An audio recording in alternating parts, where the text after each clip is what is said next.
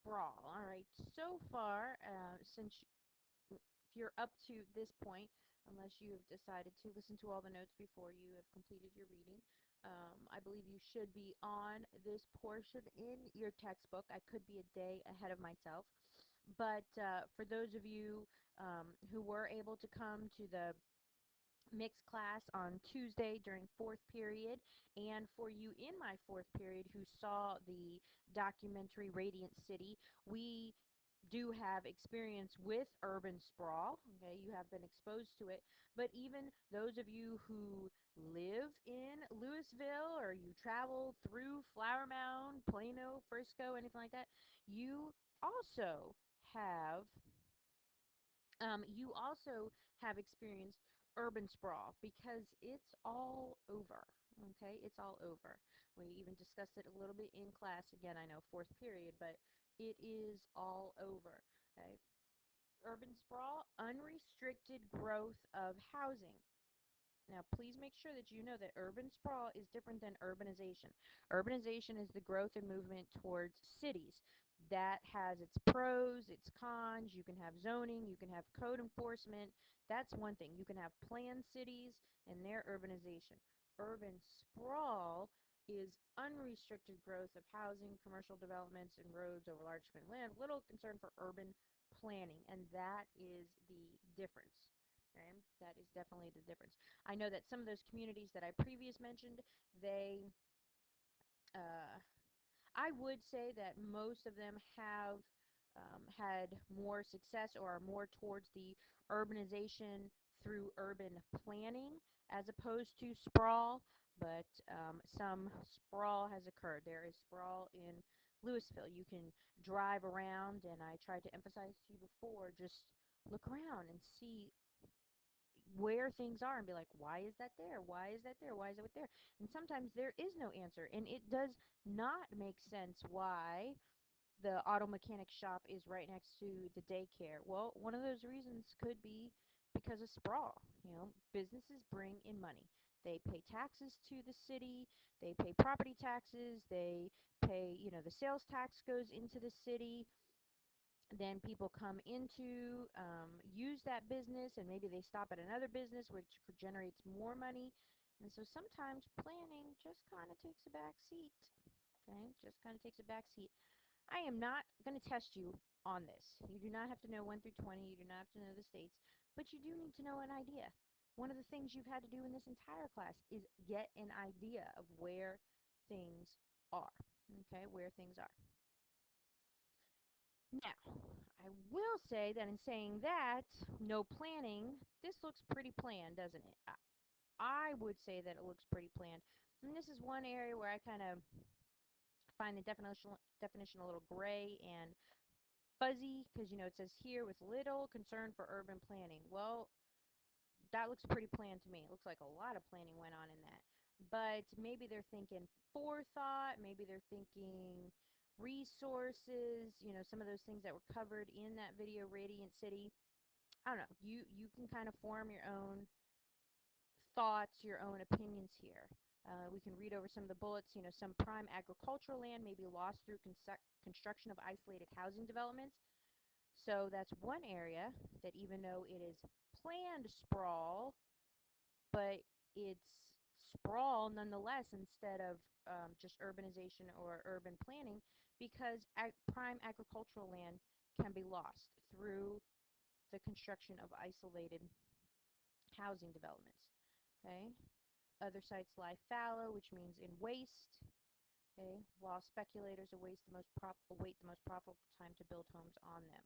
Okay, so you don't use this prime farming land, and you don't use it for farming, but you're also not building on it either. You're waiting for a right time, when the market is good, when the economy is good, the real estate market is good, for you to build on that.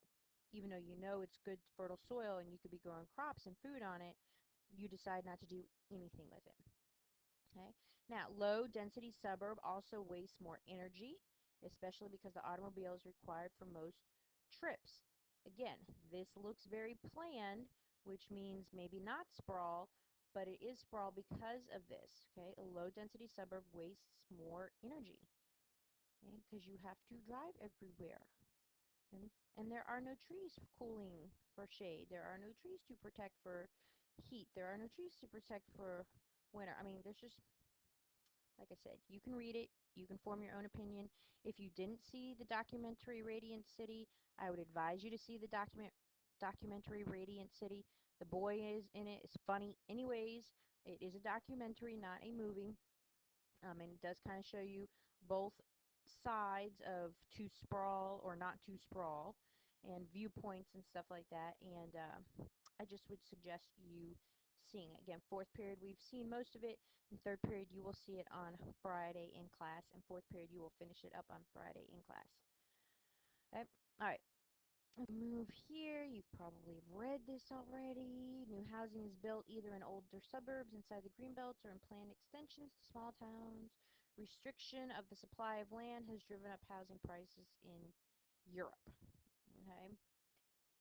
London. Not a lot of places to live, but everybody wants to live there.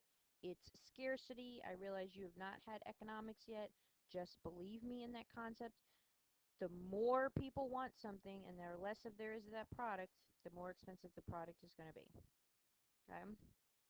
If I have a pencil and you all need a pencil in order to, I don't know, let's just go drastic, in order to live for a day, if it's the pencil or your life, you're going to pay me a lot for that pencil so you can save your life. Okay? Scarcity. I got the one pencil you need. You're going to give me really whatever my asking price is for it. Oh, sorry about that. That's a little extreme, but you get it. We'll go into economic development next chapter. All right, suburban segregation. Now, we have already touched on this. Do you remember those two words? What are the two words? Now, this is a little bit different. I realize the word segregation is here. Nah, it's not different, okay? What are the two words? Redlining and blockbusting. Okay, the modern residential suburb is segregated in two ways. First, residents are separated from commercial and manufacturing activities. So not necessarily from actual people segregation, like racial segregation, but being separated from commercial and manufacturing activities. A second one is a given suburban community is usually built for people of a single social class with others excluded by virtue of cost, size, location of housing. Now, it can be social class segregation or it can be racial segregation, as in with the blockbusting and the redlining. Okay? So both those can apply. The homogeneous suburb is a 20th century phenomenon. We did not see this earlier. In the 18, 19, 17s, the hearths, okay? Older cities, activities, and classes were more likely to be separated vertically rather than horizontally. Okay? You, I think I have a good example of that in the next coming slides. We'll just look at that. Poor people lived on the higher levels or in the basement, the least attractive parts of the building. Okay? Instead of going out where you live, okay, and the richer, the higher social class lived farther out, you know, instead in the other ways that it's showing here, they lived in the middle, the more desirable parts. You don't live all the way at the top, you don't live all the way at the bottom, okay, you live in the middle. Okay, this is something different. We're going to change modes here for a second. We're going to talk about transportation and we've talked a lot about the car and how the car actually lent to this concept of sprawl or this concept of suburbs. Let's go with that. It lent to this concept of suburbs because people no longer had to live in the inner city or the central city or the CBD or around the CBD because they didn't have to work. They didn't have to walk to work or anything like that or be close to their employment. Now, since the invention of the automobile, people could drive in. This aspect of transportation, I want you to read it. I want you to go, ooh, that's a trolley, that's a train, that's a subway. Not necessarily for the specifics of it, but this overall concept of the, not the aspect, the part or the role that transportation from the car to these public transportation factors has played in shaping the city. People coming into the city, people leaving the city, why are they there, how it attracts people to the city, how it makes people leave the city, property values along these public transit areas, and we're going to be doing a little activity in class about that. So I just want you to be thinking of that.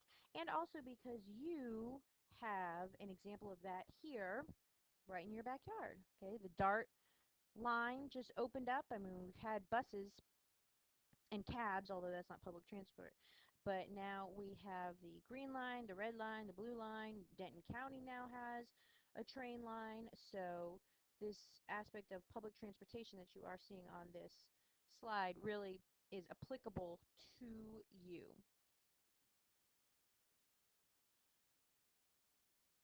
Okay. And then, of course, the car.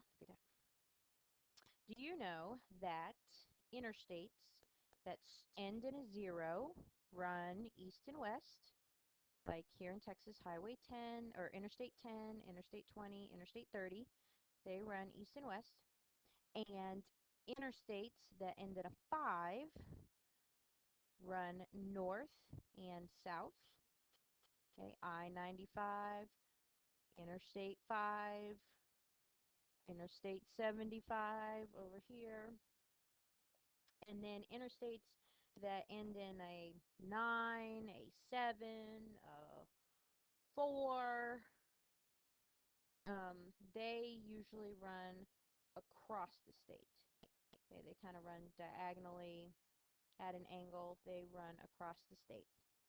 Just a piece of information in case you're ever lost or something. I don't know. All right, public transportation. Okay, public transportation. Extensive. Oh, did I just click? Oh, I did.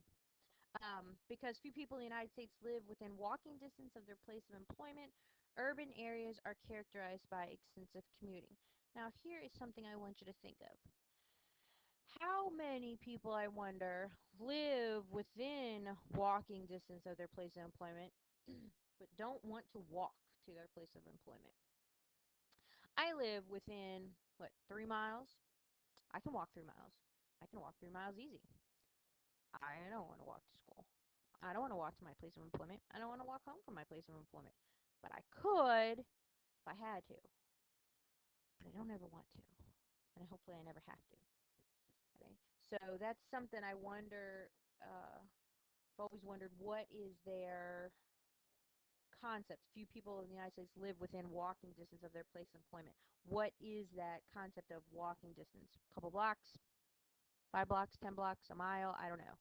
I think there is a difference between within walking distance and wanting to walk. All right, as much as 40% of all trips made into or out of a CBD occur within 4 hours of the day, 2 in the morning and 2 in the afternoon. Okay, rush hour or peak hour is the 4 consecutive 15-minute periods that have the heaviest traffic.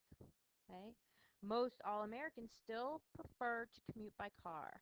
And you can identify with this because you live in Texas. And even if you don't know that you can identify this because you live in Texas, I'm telling you, people in Texas love their cars. We drive and we drive and we drive.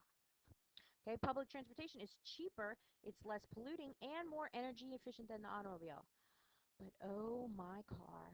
I do love riding in my car by myself, turning up the radio, and I can't do that on a train or a bus or anything like that. Just something to think of. Okay, something to think of.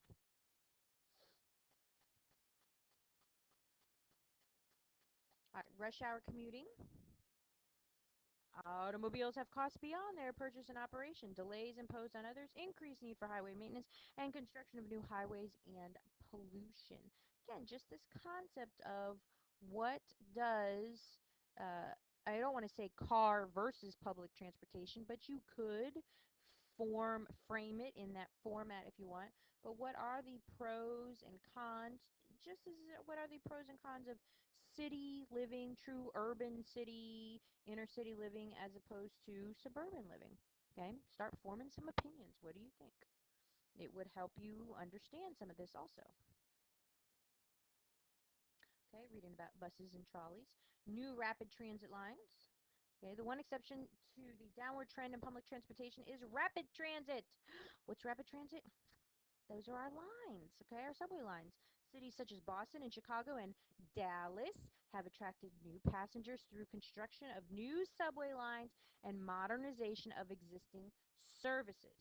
Entirely new subway systems have built been built in recent years in U.S. cities including Atlanta, Baltimore, Miami, San Francisco, Washington, D.C., and Dallas, Fort Worth. Okay.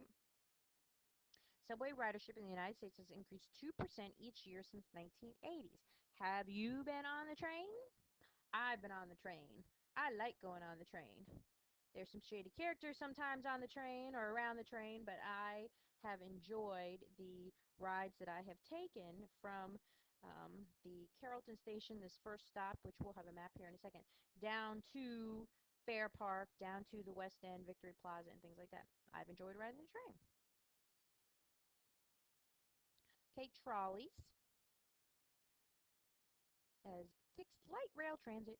Okay, trolleys. Here, trolleys. Bus, trolley. It's cute. Is there previous trolleys? See that? How they usually run with the wires on top? That's what they're talking about. Okay. California, Los Angeles. Let's see. Service versus cost. I do read this. You're going to have to pause it here because I am going to move on. I spent too much time on trolleys and public transportation. Oh, Brussels. Woohoo. You do not have to know this map. I can't believe I said that, but you do not have to know this map. I would like you to look at this map. Okay. This is our DART rail. This is the station closest to you as far as Dallas County is concerned. The DART rail system, Dallas County. Not the A train in Denton like it says up here. The Denton County Transit Authority, the DCTA. Nope. I want you to look at DART. Okay, the North Carrollton, Frankfort station. You can travel the green line down. Okay, and then right in this area you can start switching it here, the Trinity Railway Express. Take the train over to Fort Worth. I believe this is about an hour, but you can just as easily look up these times if you want to. Okay. Then you have here down on the west end all the train lines, the lines coming together, the different colors, so you can transfer and switch and it takes you where you need to go. Okay. And if you were to stay on the green line, this is Fair Park, Cotton Bowl, Martin Luther King Jr. Boulevard. Okay. This is that line. Okay. Market Center, Medical District, Baylor. Oh no, I'm sorry, Baylor, I believe this Baylor's over here. This is Parkland over here. Victory Park right here. West End right here. You know, you have your Hard Rock Cafe, your House of Blues, Spaghetti Warehouse. The aquarium is over here. Lots of stuff. Lots of stuff down here. Know the map. Thank you. We're done. I will continue with part 6.